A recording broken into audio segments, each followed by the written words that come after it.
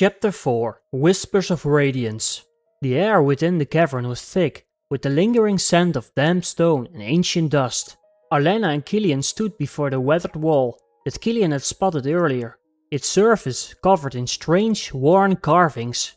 The engravings, barely visible at first, began to emit a faint glow as Arlenna's barrier spell pulsed through the chamber.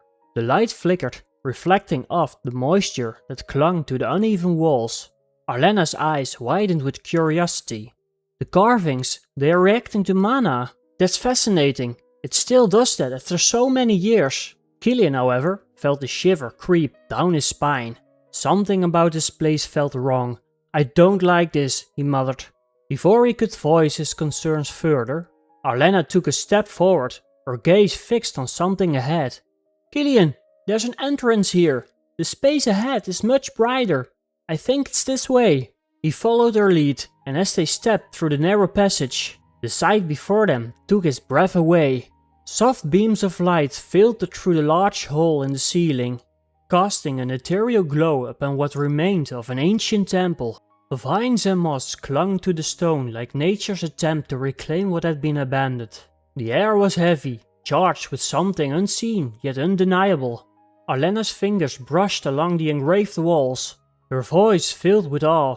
This place, it's old, overgrown, but definitely a temple. And look at these carvings, Caelion. They're everywhere. Caelion's gaze followed hers, his stomach twisting into knots. A worship site. Great. Arlenna stepped closer to a particular engraving that seemed more prominent than the rest, her fingers tracing its outline. This wasn't just any temple, she said with a note of excitement in her voice. It was a temple dedicated to one of the 9 deities. Caelion blinked. 9 deities? Arlenna nodded. Yeah, my mother told me about them. A long time ago, Syldarra was plagued by unpredictable mana storms. Then, after 9 days of the worst storm in history, 9 deities descended from the sky.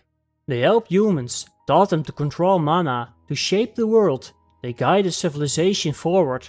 She turned, meeting Caelion's gaze. My barrier spell? It comes from Seraphis, the deity of light and restoration. My family has passed it down for generations, but I don't think this temple was built for Seraphis. Caelion studied the markings again. Their shapes were unfamiliar, almost otherworldly. Then who was it built for? Arlenna hesitated. I don't know, but my mother probably does. She has books about them. A solemn expression crossed her face. Eventually, some of the deities turned against each other. It led to the greatest war Syldarra has ever known. The deities and armies clashing in what became known as the Ruin of the 9. The word sent a chill down Caelion's spine. He thought back to the stone he had found earlier. Reaching into his pocket, he felt its warmth against his fingertips. As he pulled it out, the carvings on its surface pulsed with a red light, mirroring the glowing symbols on the temple walls. Arlenna's breath itched. Caelion, the carvings in this room are glowing red, and the mana in this room has become really dense. Be careful.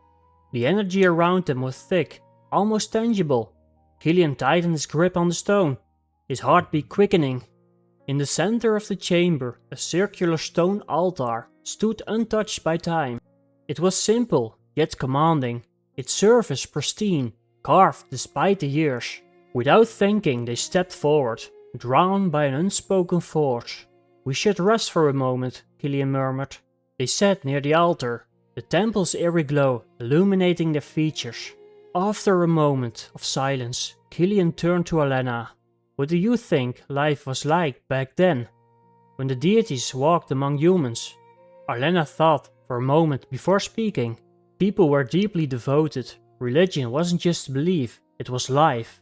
The deities brought knowledge, healing, ways to use the land and its resources.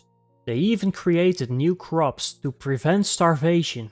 But not believing in a deity? That was a crime. She sighed. Most of those beliefs are long gone. Now only a few isolated cults still follow them. Caelion exhaled, his mind reeling from everything he had just learned. I had no idea. You read a lot, don't you? Arlenna chuckled. That's mostly my mom. She's the true scholar in our family. A low growl interrupted their conversation.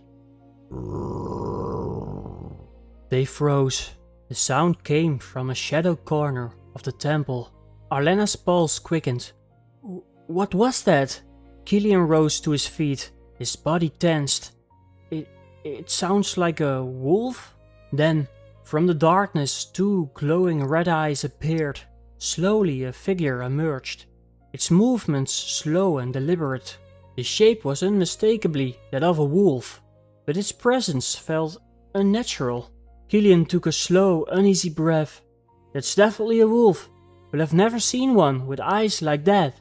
Arlenna's voice was barely a whisper. They're the same color as the glowing carvings. Their breath itched as the creature took another step forward. What had they awakened?